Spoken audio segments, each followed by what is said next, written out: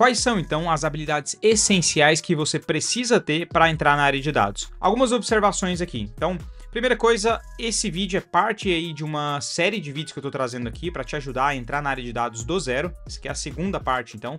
A primeira, se você não assistiu ainda, é onde eu falo sobre o início, essa introdução da área de dados, a importância e tudo mais, e as diferentes áreas ali internas. Assista o vídeo anterior aí, vou deixar ele aí na descrição e no comentário. Segunda observação.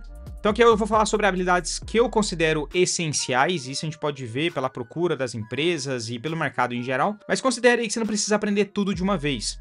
Até mesmo porque essas habilidades, não é que você ou sabe ou não sabe, são habilidades que geralmente a gente vai melhorando, vai aprofundando e a partir da experiência a gente vai ficando cada vez melhor em cada uma dessas habilidades. Então não se preocupe assim que você tem que saber tudo de tudo que eu vou trazer aqui. Selecione aí, dependendo da oportunidade que você vai aplicar, e entenda para que serve cada uma. É até a ideia principal desse vídeo aqui.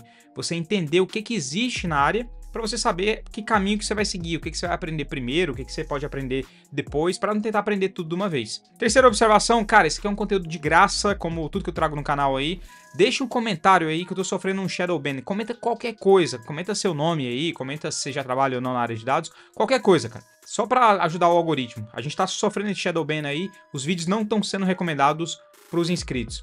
Muito menos para o pessoal que não está inscrito. Então me ajuda nessa aí que eu continuo trazendo conteúdo de graça para você aqui. Outro ponto. Eu comecei uma newsletter, então faz pouco tempo, e semanalmente então eu estou enviando as notícias principais aí da semana relacionadas à área de dados, à área de tecnologia. Então se inscreva, é de graça, você recebe aí no seu e-mail toda semana. Basta você entrar aí no carreiraanalitica.com/news de notícias. Então, sem enrolação, vamos lá, habilidades essenciais. Então, a gente está seguindo aqui esse modelo mental que ajuda a gente a conectar melhor cada um desses pontos. Vamos começar então, eu vou falar sobre cada uma das subverticais aqui dentro das habilidades essenciais e a gente comenta um pouco mais sobre os detalhes, a importância de cada uma delas. Então, vamos lá. Se a gente começa aqui na programação, a gente tem basicamente duas linguagens principais que um analista, que um cientista de dados utilizam no dia a dia. Se assistiu o vídeo anterior, eu mencionei as duas, mas aqui a gente está vendo agora numa estrutura um pouco diferente, a importância de cada uma delas e por que o analista, o cientista, utiliza no dia a dia. Então a primeira delas é o Python, que é uma linguagem de alto nível. O Python ele concorre muito com o R, ele concorria pelo menos há muito tempo com o R no quesito de que o analista, o cientista de dados, precisa utilizar uma linguagem dessa em um certo ponto aí, quando a análise começa a ficar mais complicada. Só que o Python realmente tem ganhado aí essa guerra contra o R e número de pessoas que utilizam. E a importância disso é que se você tem uma comunidade maior, você vai ter consequentemente mais projetos, você vai ter mais referência no Python do que no R hoje em dia. Para você que já domina o R, cara, não é que você tem que aprender Python amanhã, não é nada disso. É mais para você que está pensando em escolher uma das duas, eu começaria pelo Python. Então vamos lá, por que o Python é importante para alguém que está trabalhando com dados? Então primeiro, é uma linguagem versátil e ela ajuda não só, você para pensar no que ela é capaz de fazer, você pode automatizar tarefas, você pode fazer muita coisa com Python. Como eu comentei, é uma linguagem de alto nível, então assim, ela é muito acessível e o que acontece aqui é que na modelagem de dados, para análises mais profundas, onde você não consegue trabalhar tanto assim com Excel, o Python ele vai ser essencial para esse tipo de tarefa. Então, numa análise mais profunda, análise mais complexa, na modelagem de dados, você utiliza o Python, vai muito bem. E não é tão difícil assim aprender, as funções estão muito próximas ali, escrever o Python, a sintaxe é muito parecida com o inglês, tem muita palavra em inglês mesmo ali. Então, geralmente tem muita gente que começa já pelo Python, porque é uma linguagem relativamente fácil se comparada com outras linguagens de programação, mas mesmo assim eu ainda acho que o Excel é o primeiro passo aí para uma pessoa que está trabalhando, está começando na área de dados. Você vai conseguir entregar mais valor. O Excel consegue ser ainda mais rápido para executar tarefas mais simples. E aí você vai chegar no nível lá que o Python vai ser essencial para isso, ou Python ou R, né? E aí, falando um pouco das bibliotecas mais populares, então a biblioteca basicamente, depois que você aprende a programar, a parte básica, aí você vai entender como é que funciona muito bem, muito melhor como é que funciona a biblioteca. Mas como é que funciona então? Para você que começou a codar já em Python, você vai saber já mais disso. Mas basicamente, cara, para não reinventar a roda, para não ter que criar tudo do zero, você consegue criar várias funções, você consegue gerar vários gráficos, várias tabelas, tudo, e é coisa que alguma pessoa já fez antes. E aí o que acontece? Ao invés de fazer tudo do zero, porque é uma linguagem bem abrangente, o que a gente faz a gente importa ou instala ali bibliotecas no seu código. Então ao invés de você ter que explicar para o código o que você quer. Que você quer mostrar um gráfico, por exemplo. Você teria que explicar ali de uma forma bem mais complexa ali para um código, né, para um computador, o que você está querendo mostrar. Mas o que acontece? Criaram já bibliotecas que cobrem algumas coisas que são utilizadas no dia a dia de um analista, de um cientista de dados, e aí basta você importar essa biblioteca para o seu código, e aí a biblioteca consegue explicar ali para o código o que significa aquele gráfico específico que você quer mostrar, o que é utilizado no dia a dia de um analista, cientista de dados. Então aqui, alguns exemplos de bibliotecas, são várias que existem, mas aí as mais utilizadas, eu diria, no dia a dia de um analista, vão ser, primeiro, Pandas. Então Pandas é muito utilizado para manipulação em geral de dados. Ela te ajuda muito a trabalhar com tabelas, data frames em geral, então ela vai te ajudar nessa manipulação dos dados. Depois você tem a NumPy. NumPy, então, ela tem as funções, várias funções matemáticas ali, então ela vai simplificar muito na hora de trabalhar com funções matemáticas, e isso vai te ajudar bastante, porque a gente fala muito de estatística, né? Estatística, basicamente, é a parte da matemática que trabalha com dados.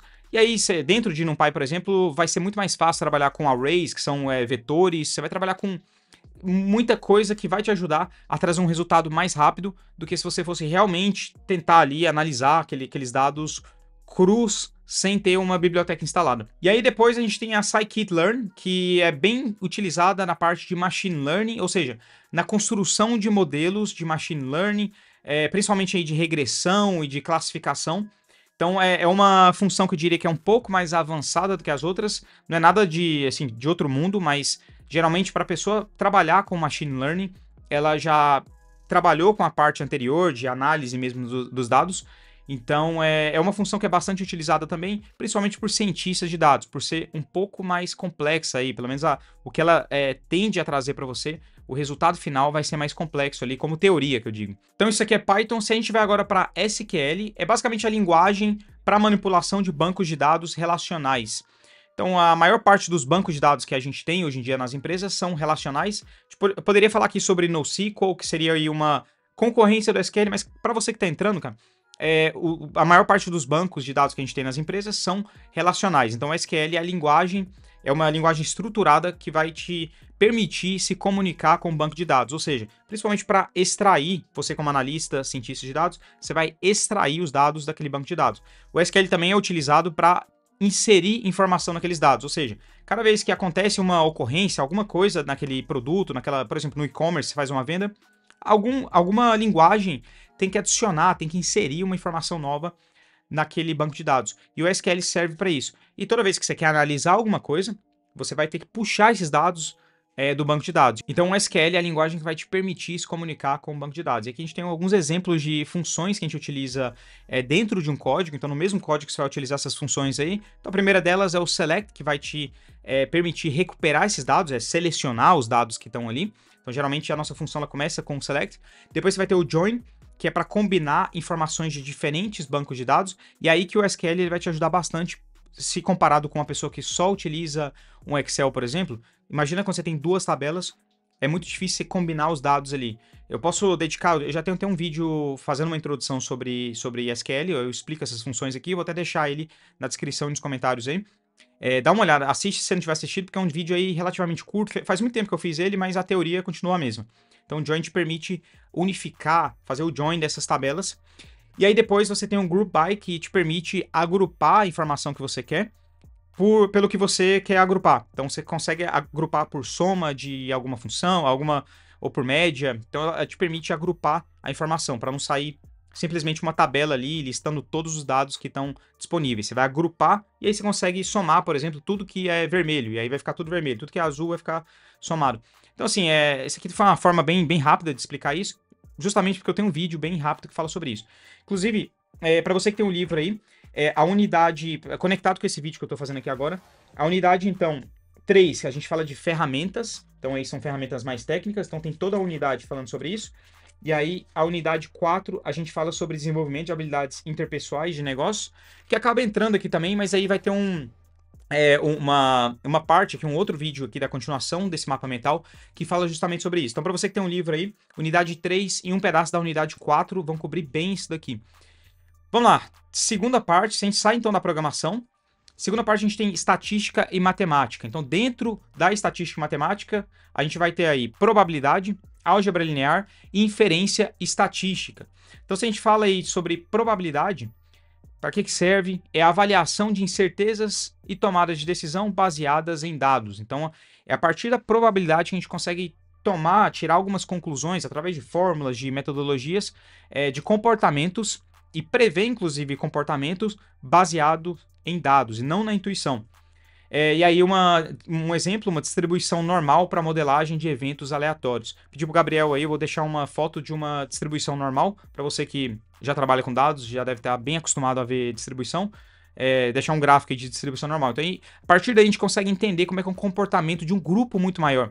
Porque se eu te trago uma ocorrência, falo que uma pessoa, eu tenho 33 anos. Isso aí não é suficiente para a gente tirar uma conclusão sobre uma amostra, um grupo, né?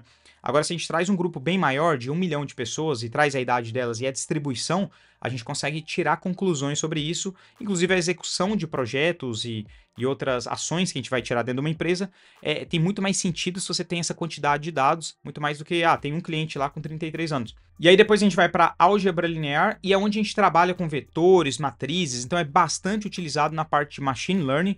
Então a álgebra linear, eu considero ela um pouco mais avançada, pouco não, diria que muito mais avançada, porque ela realmente pode ficar um pouco mais... É difícil se for comparar com a probabilidade, mas nada que vai vai ser do outro mundo, justamente porque você pode ir aprendendo aos poucos.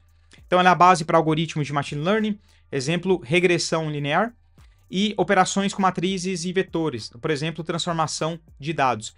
Então, eu tenho um vídeo também onde eu trago mais conceitos relacionados à álgebra linear e outras partes da matemática também. Vou ver se eu acho ele no canal aí e trago e coloco aí na descrição, no comentário. Tem muito vídeo aí, você tá vendo que tudo isso daqui se conecta com o que eu já trouxe no canal. Esse mapa mental é justamente para te ajudar a entender o todo, ter uma visão mais high level. Depois a gente tem a inferência estatística. Então aqui a gente tem técnicas para tomar decisões com base em amostras. Então a gente fala muito de estatística.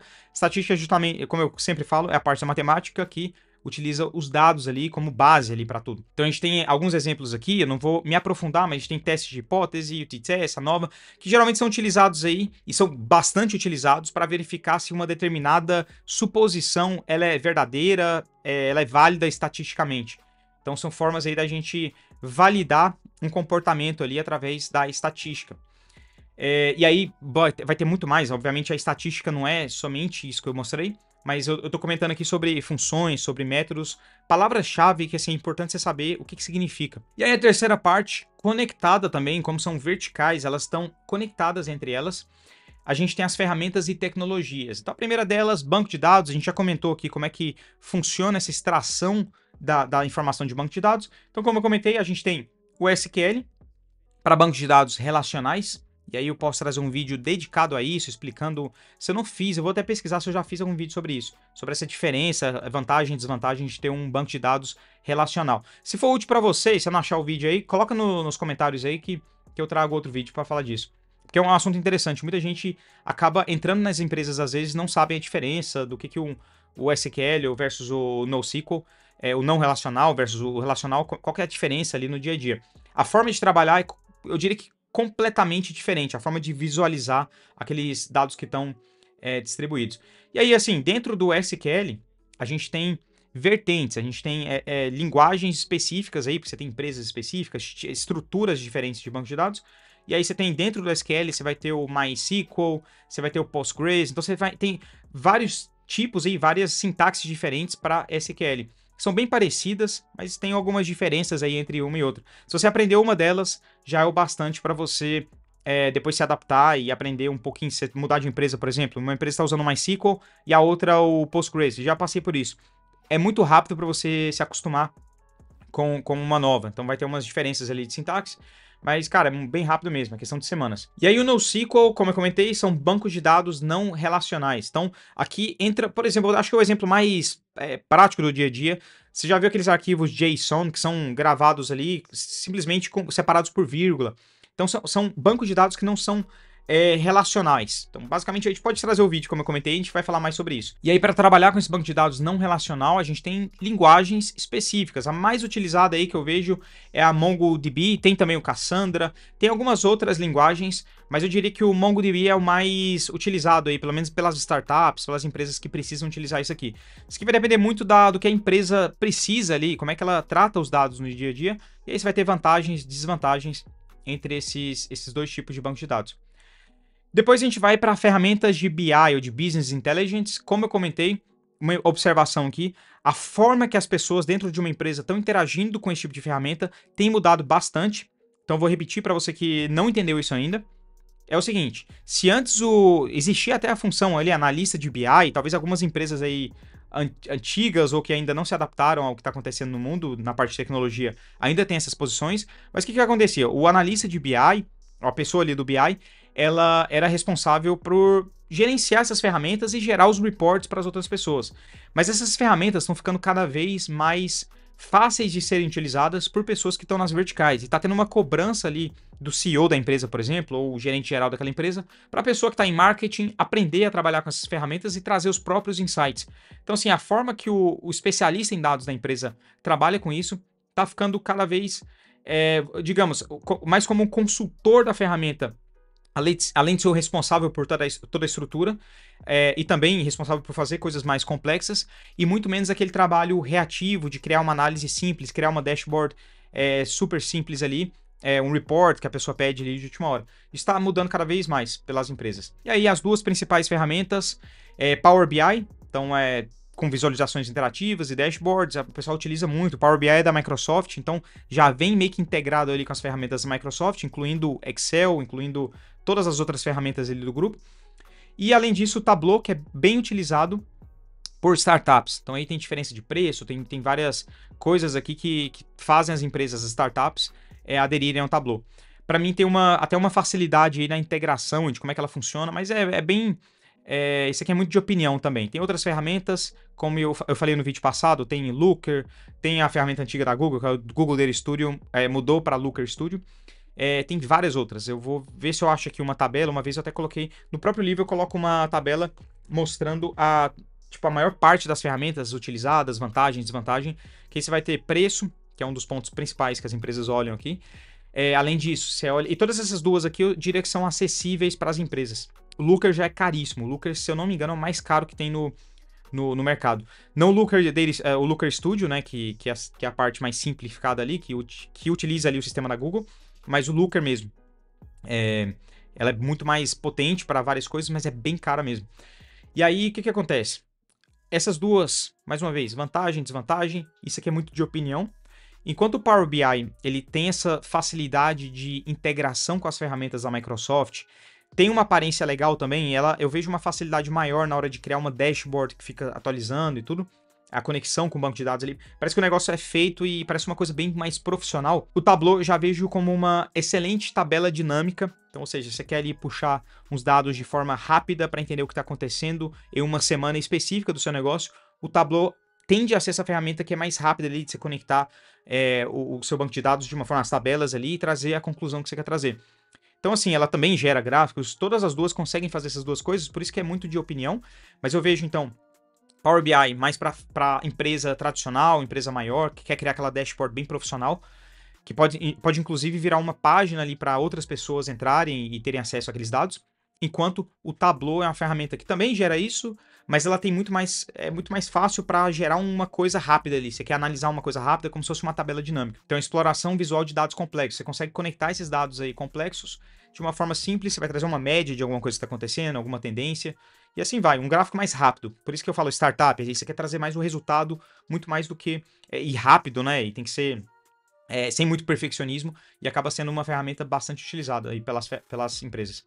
E aí, terceiro, Big Data, que aí é um mundo à parte, eu diria, que tem se tornado cada vez mais importante pelas empresas, principalmente pela quantidade de dados. E o que significa esse Big Data? É basicamente quando você tem um volume muito grande de dados. O que tende a acontecer? Alguns comportamentos, eles tendem a se tornar um pouco diferentes, ou pelo menos a forma de analisar esses comportamentos se torna diferente. E aí eu acho que um exemplo, até que eu dei aí o exemplo do Python, quando você tem muitos dados, você não consegue fazer as coisas no Excel de forma tão fácil. Então imagina que ali na matemática você consegue, você vai precisar de um apoio maior da parte de estatística, você vai ter que usar um apoio maior de ferramentas específicas. Então aqui eu trouxe essas duas verticais aqui, essas duas ferramentas, para você entender um pouco mais sobre isso. Então a primeira delas é o Apache, que é bastante utilizado principalmente por cientistas de dados que trabalham com Big Data, por isso que está aqui nesse grupo. E aí você tem empresas que são, sei lá, multinacionais, empresas que têm muito volume, muitos clientes, muitas orders, né, muitos pedidos e tal, aí você consegue trabalhar mais com esse tipo de dado aqui, com esse tipo de ferramenta. Até mesmo porque se for uma empresa menor, não tem nem muito sentido você aprender sobre isso aqui. É como se você tivesse, cara, um super avião ali, mas você não tem uma pista para pousar esse avião, então não adianta nada. E aí o Apache ele serve para processamento distribuído de grandes volumes de dados, então ele te ajuda a trabalhar com esses dados de larga escala para análises mais rápidas. Então ele vai te ajudar, a forma até que ele trata os dados ali, você vai conseguir trabalhar com esses dados aí que já estão sendo tratados aí no grupo de Big Data de uma forma muito mais simples para trazer análises mais rápidas. E aí outra palavra-chave que é importante a gente trazer aqui é o Hadoop, que serve basicamente para armazenamento distribuído desses dados de uma forma que você vai conseguir trabalhar com esses dados, você vai conseguir processar esse volume maior de dados. É isso, senão o vídeo fica longo demais. Na aula que vem a gente fala sobre aprendizagem prática. Então, o que a gente tem que aprender aí na prática para se tornar um bom analista, um bom cientista de dados. Espero que o vídeo tenha sido útil para você. Deixa nos comentários aí o que você gostaria de ver, ficou alguma dúvida, ou comenta qualquer coisa que isso ajuda demais o algoritmo. Muito obrigado, meu nome é Danilo, um abraço e até o próximo vídeo.